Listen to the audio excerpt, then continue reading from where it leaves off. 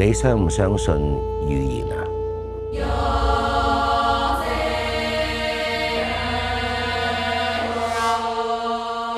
有冇聽過火星男孩？曾經有個預言就係話海洋會吞併咗呢個地球，核能會毀滅全世界。火星男孩自稱自己係嚟自外太空，所以佢有干預地球嘅能力。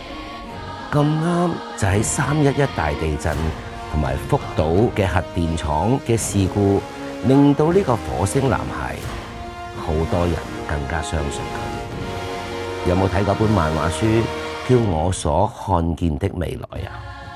漫畫裏邊講到2025年嘅7月，日本會發生大災難，你哋信唔信啊？不如咁啊，聽完我呢個故事之後，先考慮再相唔相信預言。法國嘅著名嘅預言家馬斯，佢曾經出過一本書，叫做《馬斯世紀大預言》。喺1973年，當時呢一本《馬斯世紀大預言》喺日本出現咗一個翻譯版。呢本書好犀利啊，總共賣出咗600萬本。當時日本人好驚，好恐慌。因為佢裏邊提及到喺80年代，日本就會被毀滅性地破壞，當中包括就係新宿會好似火球咁樣燒咗佢，銀座就會俾水浸咗，個地震會將所有日本嘅公路全部震斷，死亡嘅人數係差唔多整個日本。當時呢本書嘅震撼度，令到好多人都相信日本係會毀滅性地消失。而家呢，有一個女仔28歲，佢喺80年代，佢就係喺日本嘅一間大企業度返工，做一個 OL。28歲嘅美奈子，佢係非常之沉迷預言書。例如啲靈異書籍啊，甚至一啲能夠睇到未來嘅一啲書籍，即係預言書啦。佢好深深地俾呢啲書吸引，佢不停睇。當然佢都唔會錯過咗馬斯嘅呢本預言。佢睇咗之後，佢個心就諗啦：死啦！世界末日啦！世界末日嚟啦！我哋成個日本嘅東京會毀滅咗啦！咁點呢？佢越睇呢本書，佢個內心就越驚慌。佢越驚慌，佢就開始返工，成日都唔知點算。其實都就嚟末日啦，我仲返工啊！佢直至到有一晚，可能睇書睇得太多，佢開始就發噩夢。佢個夢裏邊就發生咗咩事呢？就係佢身處喺個東京裏邊，就俾一個海浪砰冚咗。佢喺度不停喺度求生啊、求救啊，冇辦法生存到。個夢一醒之後，佢話我發夢都夢到毀滅咗東京。其實呢件事係真嘅。佢就決定咗返到去自己個公司裏邊辭咗份工。當日佢仲做咗個好大嘅決定，佢就賣咗自己住嗰間屋，將所有嘢都賣晒。嗰陣時就係80年嘅7月，賣晒所有嘢之後，佢就決定執咗個包袱，就諗住逃離日本。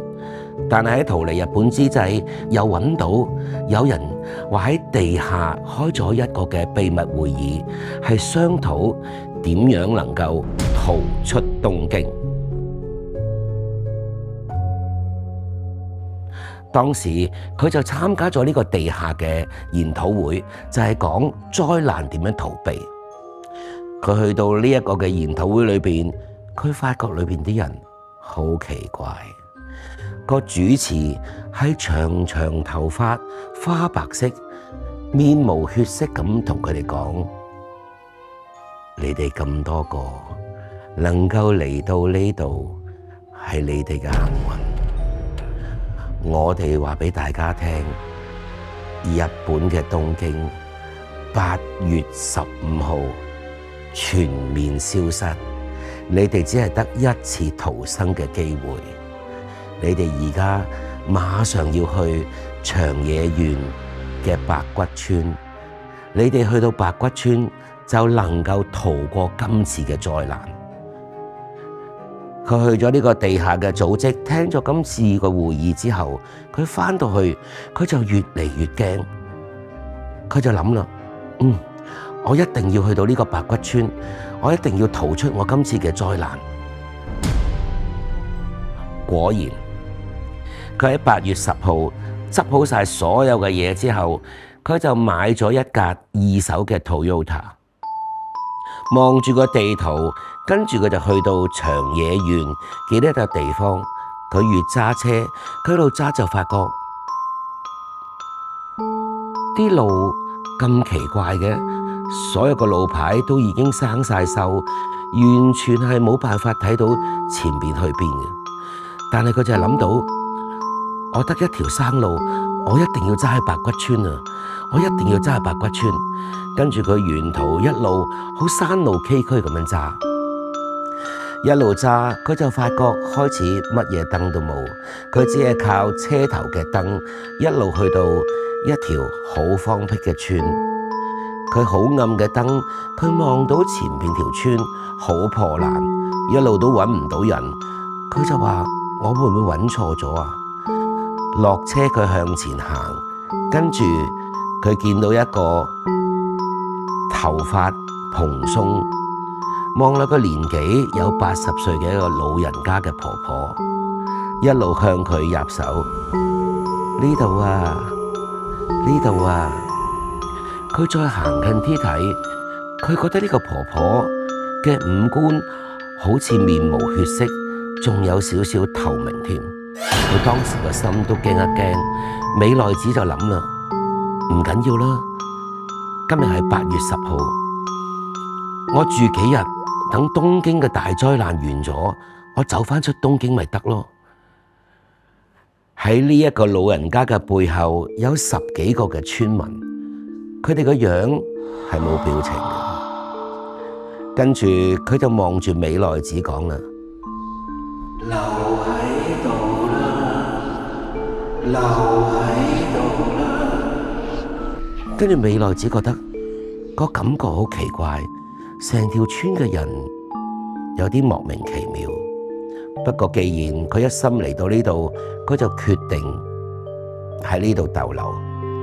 跟住呢個婆婆就帶咗佢一間荒廢咗嘅屋，佢就話俾你聽：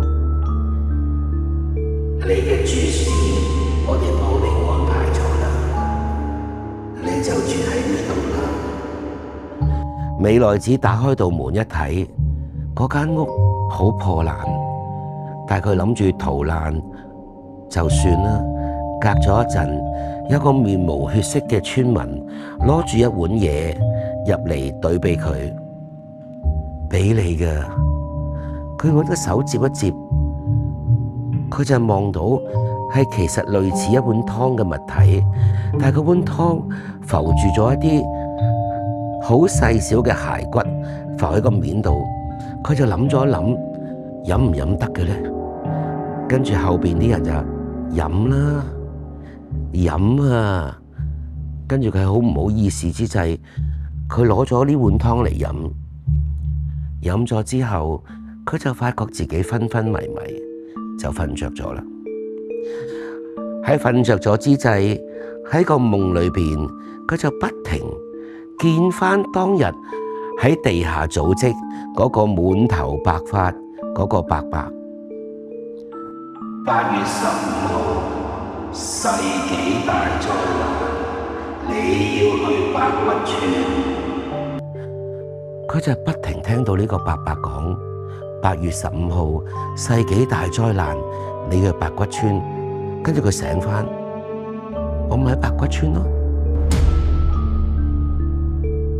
第二日11號，佢起身，佢諗住出去行下。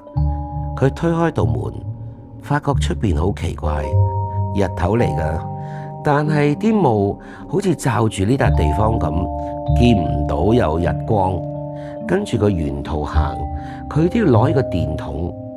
日頭日白要攞電筒，你就估到嗰笪地方有幾霧霾。佢慢慢向前行，就見到前面有個石碑，跟住個石碑寫住啲乜嘢啊？白骨村係獻俾山中嘅神靈之墓。佢睇落有啲奇怪，我嚟到呢個白骨村，呢度係獻俾山中之靈嘅墓，咁裏邊啲人係乜嘢人啊？佢一路向前行，就見到前邊有個阿伯，跟住佢就想問阿伯，佢話呢度係咪白骨村？白骨村係乜嘢啊？阿伯慢慢擰個頭過嚟，白骨村咪就係獻俾山中之靈嘅墳墓咯。佢嚇咗一嚇，佢話唔係喎，白骨村裏邊有人㗎喎。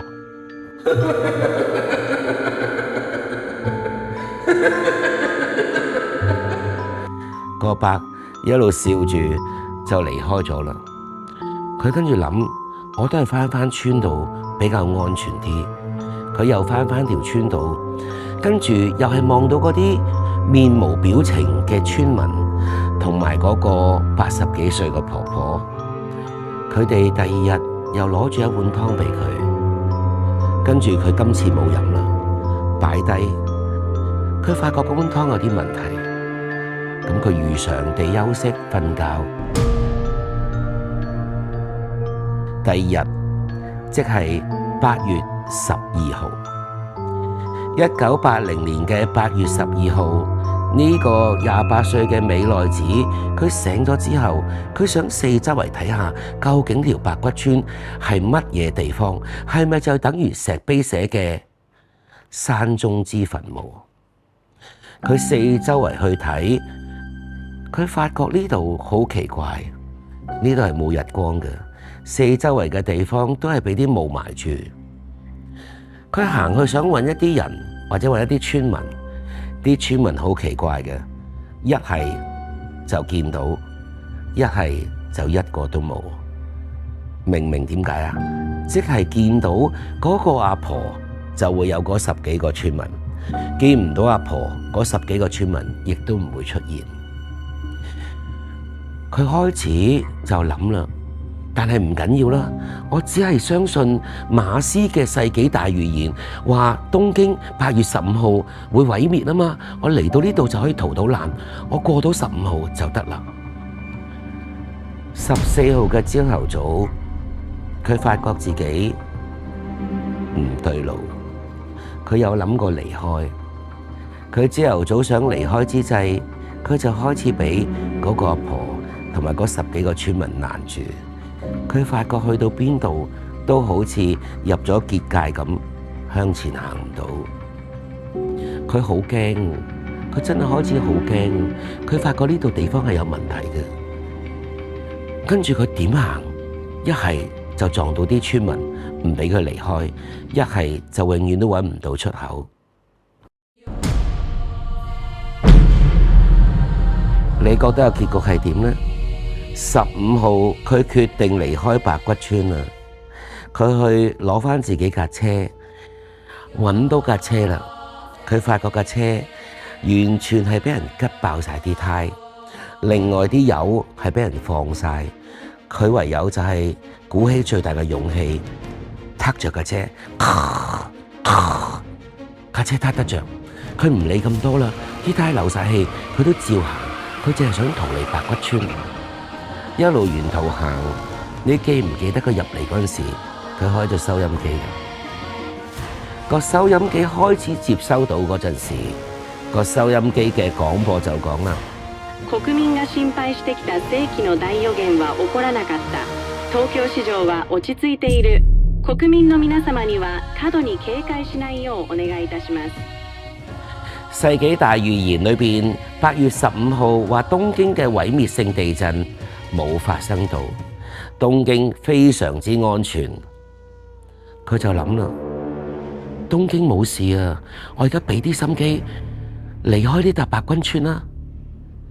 佢架車向前行，突然之間完全開唔到喐，跟住佢點樣都冇辦法，佢諗住落車離開白骨村。佢落開咗架車之後，佢發現嗰10幾個村民將啲火球掟過佢嘅車度，同埋佢，到最後佢架車同埋佢自己都完全被燒毀。後期喺長野縣係揾到呢一個28歲美奈子嘅屍體。咁你覺得呢個世紀大預言真定假㗎？聽完呢個故事之後，預言其實係一個心魔。其實你將預言睇法，如果係話叫你更加愛護呢個地球，更加愛護你身邊嘅人，你身處嘅地方其實係好幸福嘅，咁呢個預言就有用。如果個預言係令到你個心魔有恐懼，亦都覺得你係即將會死嘅話，咁呢個預言就有欺騙成分啦。聽完晒呢個故事之後，你用乜嘢態度去對待預言呢？